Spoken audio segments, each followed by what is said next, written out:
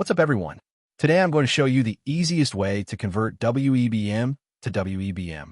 It's free, it's fast, let's do it. Just Google WEBM to WEBM MiConvert.com, and you'll find the converter right at the top. Click on it.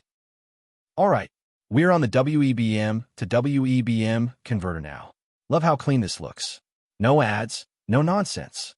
Let's upload our file. Click Choose File here. Browse to where your WEBM file is, click on it, and hit Open. That's all you need to do. There it is. File's loaded and looking good. Now, just smash that Convert Now button and let the magic happen. Look at it go. The converter is doing its thing. This is seriously fast. Just watch that progress bar fly. And we're done. That was quick, right? Click Download, and your shiny new WEBM file is all yours. Wasn't that easy?